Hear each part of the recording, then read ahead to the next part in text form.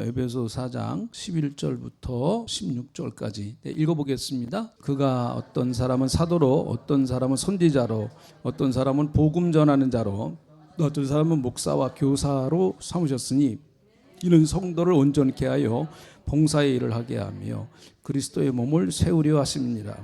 우리가 다 하나님의 아들을 믿는 것과 아는 일에 하나가 되어 온전한 사람을 이루어 그리스도의 장성한 분량에 충만한 데까지 이르리니 이는 우리가 이제부터 어린아이가 되지 아니하여 사람의 속임수와 간사한 유혹에 빠져 온갖 교훈의 풍조에 밀려 요동하지 않게 하려 함이니라. 오직 사랑 안에서 참된 것을 하여 범사에 그에게까지 자랄지라. 그는 머리니 곧 그리스도시라. 그에게서 온몸이 각 마디를 통하여 도움을 받음으로 연결되고 결합되어 각 지체의 분량대로 역사하여 그 몸을 자라게 하며 사랑 안에서 스스로 세우느니라. 아멘. 유명한 그 영국의 강해 설교가에 있었던 로이드 존슨 목사님이 에베소서를 이제 강해를 했는데, 에베소서가 사실은 6장밖에 안 되는 짧은 장이지 않습니까? 그렇게 긴 책이 아닌데 그 교회에서 주일 낮 예배 때 3년을 했어요. 에베소를 가지고 3년을.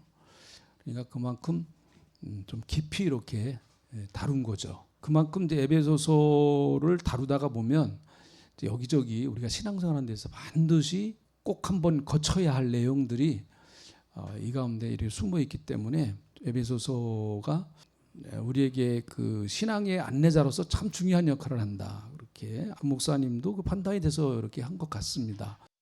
에베소서의 주제는 교회론이다 이렇게 말씀드렸죠. 교회론. 구원을 혼자 받습니다. 신앙생활은 같이 하는 겁니다. 이건 그 원칙이에요. 교회 구원은 혼자 받아요. 그러니까 아버지, 엄마, 나하고 같이 뭐 이렇게 몽뚱그리가 그렇게 받는 게 아니고 각자 개인이 받는 거죠. 그러나 신앙생활은 함께 하는 거예요. 같이. 하나님이 그렇게 구조를 만들어 놓으셨어요. 그렇지 않냐고는 신앙이 올바로 성장할 수 없다라고는 하나님이 하셨기 때문에 교회라고 하는 공동체를 통해서 우리의 신앙이 성장할 수 있도록 이렇게 만들어 주셨습니다. 하나님은 11절에 보니까 여러 가지 직분들을 허락해 주셨어요. 뭐 사도, 선지자, 복음 전하는 자, 또 목사와 교사, 뭐 이런 이외에 여러 가지 또 직분이 굉장히 많죠. 이렇게 직분을 주신 궁극적인 목적은 12절 그리스도의 몸을 세우려 하십니다. 여러분과 제가 하나님께서 큰 직분을 주신 이유는 다 그리스도의 몸을 세우기 위한 거죠. 그리스도의 몸이란 뭐예요? 교회 공동체. 네, 교회 공동체를 궁극적으로 세우기 위한 것입니다. 그것이 하나님께서 우리에게 직분을 주신 이제 목적이죠. 그래서 여러분의 신앙의 평생에 하나님, 나는 교회를 세우는 일에 쓰임 받게 해주세요. 이렇게 기도하시고 교회를 허무는 일에 쓰임 받아서는 안 됩니다. 그건 악한 역사죠. 그리스도의 몸을 세우는 일에 우리가 쓰임 받아야 되겠죠. 자, 그뿐만 아니라 13절에 보면은 그리스도의 장성한 분량이 충만한 데까지 이르러야 된다라고 하는 것을 다시 이건 그리스도의 몸을 세우는 거나 마찬가지예요. 어떤 사람이 세우는가? 그 온전한 사람이 돼서 하나님의 아들을 믿는 것과 아는 일에 하나가 돼서 온전한 사람이 될 때 그리스도의 장성한 충만한 데까지 이르러 그리스도의 몸을 세우게 된다 이 말이죠.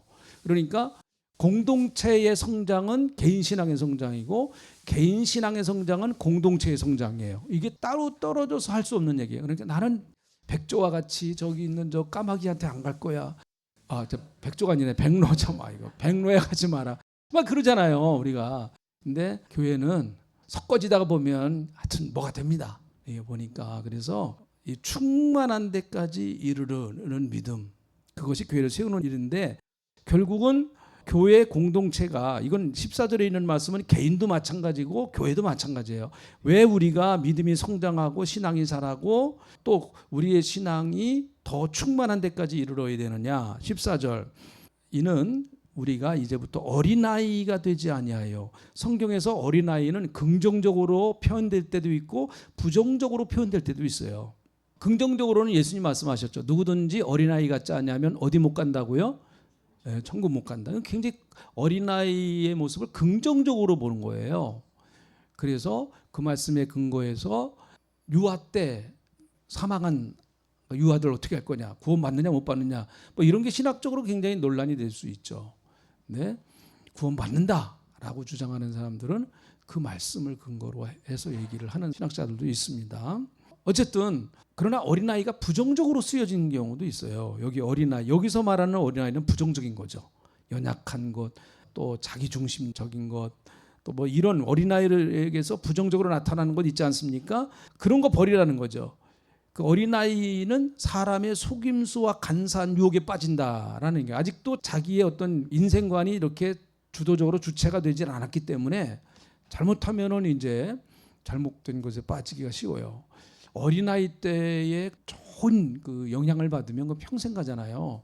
그래서 카톨릭에서 유치원을 그렇게 만들었던 이유가 바로 어린아이를 잡으려고 했기 때문에 그래요. 그래서 7살까지만 카톨릭에 맡겨라. 그런 아이는 평생 마귀가 못 뺏어간다. 그 카톨릭에서 한 얘기거든요. 참 그 어렸을 때의 신앙교육이라고 하는 게 대단히 참 중요하죠. 반드시 흔적이 남아 있습니다. 신앙의 흔적 못 지워요. 자기가 지우고 싶어도 못 지웁니다. 절대로. 본인이 거부해도 안 지워져요. 참 그래서 무서운 겁니다.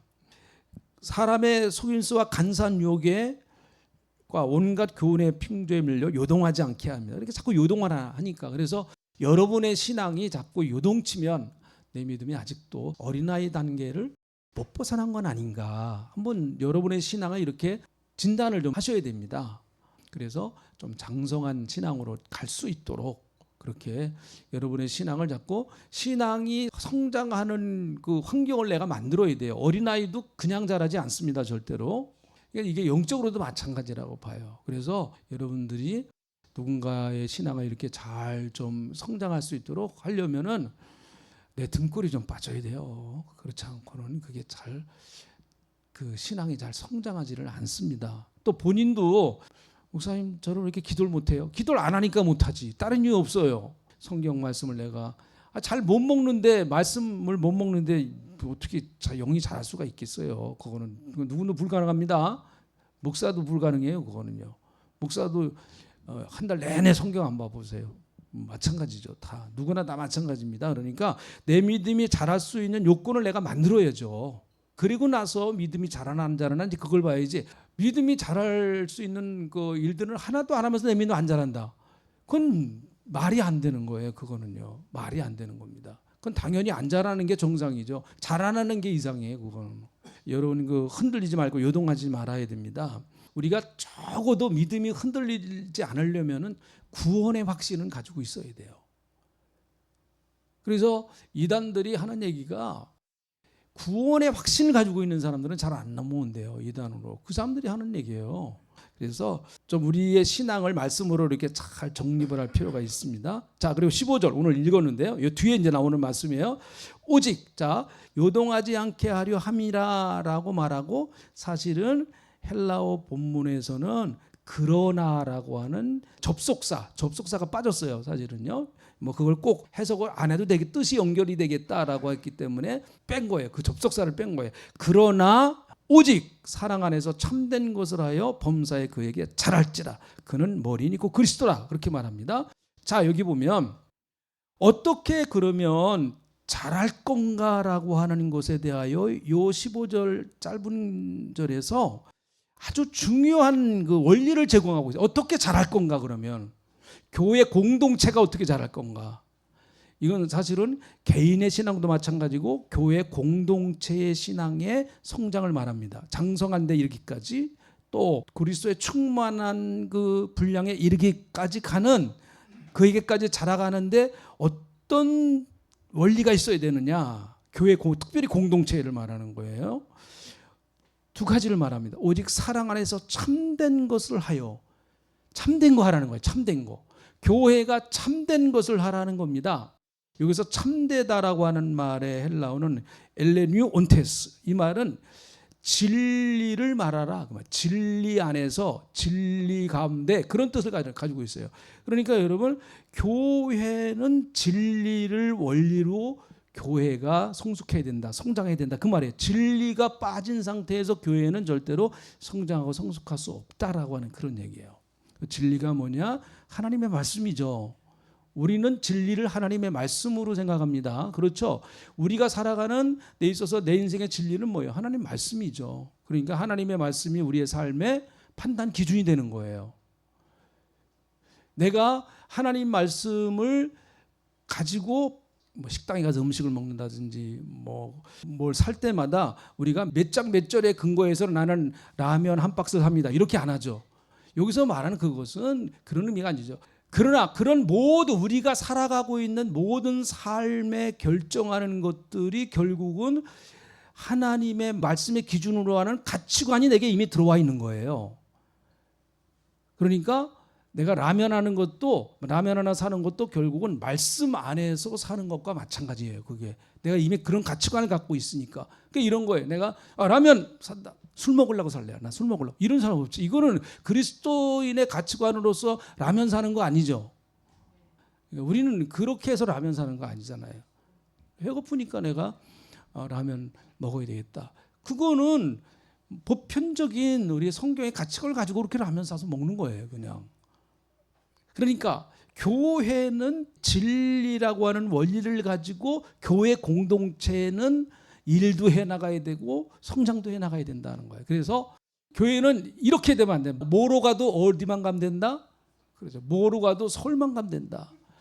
성경적인 그 가치관은 뭐로 가면 서울 가면 절대로 안 된다. 이건 성경적 가치관이에요. 네. 속담을 우리가 무슨 뜻으로 하는 건지 이해를 해요. 그거는 뭐로 가도 서울 가니까 뭐라도 한번 해보라는 거예요. 해보라 뭐라도. 그렇게 가만히 앉아가 굶어 죽지 말고 뭐라도 해봐라. 이제 그런 의미는 이해하지만은 그러나 뭐로 가는 사람이 서울 가면 안 돼요. 뭐로 가면 끝까지 뭐로 가야 돼. 그냥 뭐로 가는데 오늘 갑자기 서울이 탁 나타났어. 그건 안 되죠. 네. 교회는 그런 식으로 되는 것이 아니다라는 얘기예요. 조금 어려운 얘기죠. 사실은 이 원리대로 하려면 교회가 굉장히 힘들고 어려워요. 사실은요. 쉽지를 않은 얘기입니다. 여러분, 속담이라고 하는 것은 많은 사람들의 경험에 의해서 보편적으로 되어진 것들이 그냥 우리에게 교훈처럼 내려오는 게 속담이잖아요. 그러니까 많은 사람들이 뭐로 갔더니 서울로 가져요 보니까. 그러니까 뭐로 가는 거예요 그냥. 다시 말하면 방법이 어떻든 결과만 좋으면 된다. 이것도 성경적인 얘기 아니에요. 결과가 좋으려면 뭐도 좋아야 돼요? 방법도 좋아야 돼요. 이게 성경적인 원리예요. 어떠한 방법으로 돈을 벌어도 재벌만 되면 된다. 이것은 하나님의 축복이다. 맞아요? 틀려요? 근데 우리는 말로는 틀리다 그러면서 주여 저에게도 그런 은혜는 어디 없나요? 그런 벼락 한번 맞을 방법 없나요? 우리도 솔직히 저도 그런 벼락 맞으려면 맞을 것 같기도 해 보니까. 사람이 제가 지금 이렇게 말씀드리면서 이게 굉장히 어려운 얘기. 그러나 이게 원칙이에요. 성경적 원칙입니다. 그러니까 여러분 우리가 성경적인 원칙을 100% 하느냐 안 하느냐는 차후의 문제예요. 성경적인 법칙을 바꾸려고 그러면 안 돼요. 바꾸려고 그러면 안 됩니다. 성경이라는 자체가 캐논이라 그랬잖아요. 캐논, 기준이란 말이에요. 기준. 성경은 기준이에요. 기준을 내가 바꾸려고 그러면 안 된단 말이에요. 기준을. 어렵더라도 기준은 기준이에요. 그러니까 교회는 진리를 따라서 참된 것을 진리를 따라서 하라는 거죠. 여러분 그 마태복음 4장에 보면 예수님이 4가지 시험을 받으셨어요. 마귀에게 40일 금식 끝나고 첫 번째 건 뭐예요? 무슨 시험이죠? 네, 떡을 뭐로 만들어 먹어라? 돌로 만들어 먹어라. 근데 예수님 뭐라고 말씀하셨어요? 네, 사람이 떡으로만 사는 것이 아니고 하나님 말씀을 산다. 두 번째 시험은 뭐죠? 높은 곳에 가서 뛰어내려라. 그러면 하나님의 아들이면 천사가 싹 받을 거다 그러잖아요. 그랬더니 예수님께서 뭐라고 말씀하세요? 주의 너희 하나님을 시험하지 말라 그랬어요. 자, 세 번째 시험은 뭐예요? 네, 나한테 절해라. 그럼 천하만국을 다 주겠다. 그랬더니 예수님 뭐라고 말씀하셨어요? 주 너희 하나님만 섬겨라. 네, 그랬습니다. 근데 가만히 그 말씀을 보면은요, 예수님 입장에서 보면 굉장한 유혹이에요. 그건요. 왜 그런가 하면 예수님 이 땅에 오신 목적이 뭐예요? 세상을 구원하시기 위한 거잖아요. 유대인들 입장에서 보면 지금 빵 문제 심각한 문제예요. 경제 문제예요. 여러분 경제만 잘하면 누가 대통령이 되면 어때요? 1인당 국민 달러 한 10만 달러로 5년 안에 딱 만들어준다. 그게 100% 보장만 되면 난 누구나도 찍을 것 같아. 나는 누구나도 그냥 누구나도 찍고 그 못 찍고 뭐 그까짓 그냥 10만 달러로 만들어준다니까. 이 사람의 경제적인 게 굉장히 큰 문제예요. 이건 지금뿐만 아니라 유대 나라 심각한 문제였어요. 예수님이 전국 방방곡곡을 다 다니면서 빵 붕괴를 하는 거예요. 와라 빵 탁탁탁 만들어줘. 야, 그러면 예수님 졸제 메시아 됩니다. 예수님 뭐 그렇게 힘들게 메시아 될 필요 없어요. 딱 메시아 되죠. 높은 곳에, 그곳이 성전이란 말이에요. 성전산이라고 그랬으니까 많은 사람들이 와, 살으셨네. 하나님 기적이 나타났네. 예수님, 이거 하나님의 아들이시네. 그러면 뭐 그냥 예수님 말씀 다 통해 버리는 거죠. 마지막 시험은 더 유혹적인, 한 번만 잘하면 천하를 다 주겠다는 거예요. 네가 원하는 천하를 내가 다 주겠다. 참 아주 귀가 솔깃한 메시지입니다. 그러나 예수님 왜 거부하셨어요? 뭐 때문에 거부하셨습니까? 그거는 정도가 아니니까 거부하신 거예요. 예수님이 인류를 구원하실 방법은 하나밖에 없어요. 그게 뭐예요? 십자가 길이에요. 그 길 외에는 없어요. 세상을 다른 방법으로 혹시 구원하는 것이 보일 것 같아도 예수님은 거부하시는 거예요. 왜 그런가 하면 그거는 하나님이 원하시는 방법이 아니기 때문에, 진리가 아니기 때문에 거부하시는 거예요. 이런 시험은 우리에게 숱하게 많습니다. 사실 교회도 숱하게 많아요. 교회도 숱하게 많습니다. 뭐 우리는 연약한 죄인이니까, 부족한 사람이니까, 그래도 아까 얘기한 것처럼 캐논, 하나님이 정해놓으신 이 법을 지키려고 몸부림쳐야 돼요. 진리를 따라서 가려고 해야 됩니다. 진리 안에서 교회가 그래서 행하려고 해야 되는 거죠. 우리가 불법이나 편법이 정당화될 수 없는 것, 그것이 교회입니다. 어떻게 해서든지 이걸 지켜내야 돼요. 교회가 힘들지만, 어렵지만 이거를 어떻게 해서든지 사실은 지켜내야 됩니다. 그게 교회가 해야 될 참된 것을 하라, 그렇게 말씀하고 있어요. 자, 여러분, 이거 어려운 일이라 그랬습니다. 예수님 뭐라고 하냐? 우리를 향해서 좁은 문으로 들어가라 그랬습니까? 넓은 문으로 들어가라 그랬습니까? 네. 근데 우리는 거기까지는 이제 좀 수용을 할 것 같아요. 네. 제 생각도 그런 생각이 많아요. 하나님, 좁은 문으로 들어갔으니까 길은 좀 넓게 해주세요. 이렇게 좁은 문으로 들어오는 내가 얼마나 힘들었는데 들어왔으니 좀 길을 넓은 길로 해주세요. 근데 예수님 청천벽력 같은 얘기를 하시더라고요. 무슨 길로 가라고요? 좁은 길로 가래요. 되게 재미없게 말씀하세요, 주님. 좁은 문으로 들어왔으면 좀 길은 좀 넓게 해주셔야지. 근데 그 길도 역시 좁은 길을 해요. 그게 신앙생활이에요. 네, 그러니까 힘든 일이에요. 그러니까 여러분, 교회나 세상이나 와보니까 기준이 비슷비슷해요. 교회 자녀, 교회 집사님들, 권사님들이 애들 키우는 방법이나 믿지 않는 내가 애들 키우는 방법이나 뭐 비슷비슷한 것 같고, 돈 버는 방법도 비슷비슷한 것 같고, 뭐 살아가는 방법도 부를 이렇게 늘려가는 방법도 보니까 비슷비슷한 것 같고, 그럼 뭐가 교회냐 그러면 뭐가? 자, 이런 것을 가지고 교회 중직들이나 목회자는 많은 고민을 해야 된다고 봅니다. 이게 아까 얘기한 것처럼 우리는 좁은 문으로 들어왔어요. 그러나 우리가 가야 할 길도 좁아요. 가야 할 길도. 저는 여러분에게 좁은 문으로 들어오셨으니까 수고하셨습니다. 박수 쳐드리겠습니다. 이제 넓은 길들이 기다리고 있습니다. 저는 그렇게는 보장을 못할 것 같아요. 성경에 시온의 대로라고 하는 말이 있습니다. 시편을 읽어보면 그것은 주님과 함께 살아가는 길이를 말하는 거예요. 실제적으로 그냥 내가 막 모든 일 하는 것마다 쫙쫙쫙쫙 막 길이 열리고 그런 의미가 아니죠. 여러분, 오전에도 말씀드렸지만은 아브라함, 이삭, 야곱, 요셉이 참 멋있어요. 그 총리가 됐잖아요. 총리가. 그래서 요셉을 우리는 무슨 사람이라고 그래요? 형통한 사람이다, 그렇게 얘기를 해요. 형통함이라고 하는 말에 관용어와 같이 붙어진 단어가 오전에 드린 것처럼, 말씀드린 것처럼 여호와께서 함께 하심에 욥이 뭐하더라? 형통하더라. 그 형통에 대한 개념을 바꾼 거예요, 욥이. 세상의 형통함과 교회의 형통함은 개념이 다른 겁니다. 우리 그렇게 믿고 살아가는 거예요. 뭐 세상 사람들이 우리를 무슨 얘기를 하든 난 그게 형통이라고 믿고 살아가는 거예요. 그게 형통이라고 믿고 살아가는 거예요. 그래서 뭐 젊은 날 예수 잘 믿다가 죽은 거 형통한 거다. 형통한 거다. 세상적으로 보면 참 설명하기 어려운 얘기지만 형통한 거야. 우리 그걸 형통이라고 믿어야 되는 거예요. 근데 교회는 그래서 참된 것을 하여, 다시 말해 교회가 공의로운 모습이 있어야 된다는 거죠. 교회나 세상이나 기준이 분명하지 않아요. 선이 분명하지 않아요. 교회나 세상이나 왔다 갔다 비슷비슷하고, 여러분 세상에 가치관이나 이런 것들이, 가치관의 물결이 교회 안으로 들어와야 안 들어와요?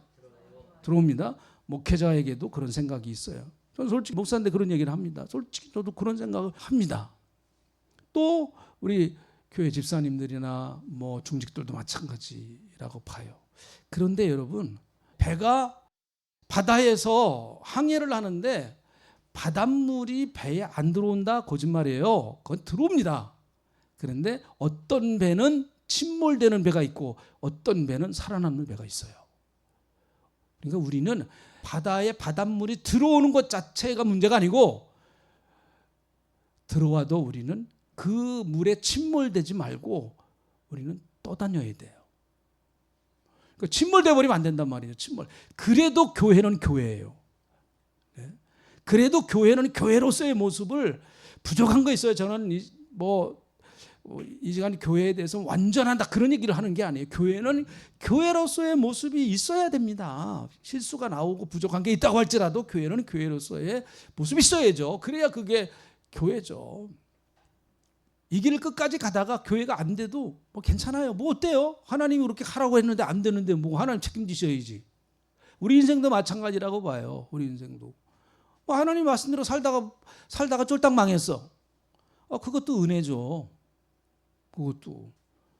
근데 자기가 불순종해서 쫄딱 망한 건 은혜가 아닙니다. 그건 은혜가 아니에요. 그건 자기 잘못이고 실수예요. 그러니까 우리 그만큼 하나님의 말씀을 따라서 우리가 진리 안에서 행한다고 하는 것 자체를 하나님이 그렇게 소중히 보신다라고 하는 그런 이야기죠. 자, 또 한 가지는 15절에 있는 말씀 다시 한번, 오직 사랑 안에서 참된 것을 하긴 하는데, 교회가 참된 것만 있으면 안 돼요. 교회가. 그러면 그 교회는 살아남을 사람 없습니다. 참된 것만 있으면 안 돼요. 어디 안에서 하라고요? 사랑 안에서 하라는 거예요. 사랑 안에서. 사랑이 더 넓은 범위예요. 사랑 안에 참된 것이 있어야 돼요. 사랑 안에. 다시 말하면 교회는 정의로운 사람만 있으면 안 됩니다. 정의로운 소리만 하는 사람이 있으면 안 돼요. 교회는 그러면 못 살아남습니다. 이게 옳으냐, 이게 맞느냐, 매일 교회가 그것만 따지고 있으면은요, 그 교회에 살아남을 사람 한 사람도 없어요. 네. 못 살아남습니다. 누구도. 그러니까 사랑 안에서 정의롭게 얘기를 하고 사랑 안에서 공의를 얘기해야 돼요.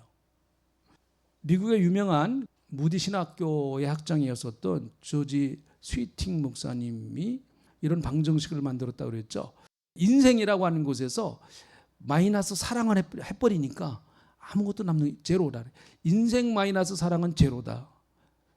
이건 멋있는 공식이라고 봐요. 인생 마이너스 사랑은 제로라. 인생에서 사랑을 빼버리면 남는 거 아무것도 없다라는 얘기죠. 여러분, 교회가 보니까요, 돈이 없어서 어려움 당하는 것도 아닙니다. 그건 지극히 일부분이에요. 일부분 보니까.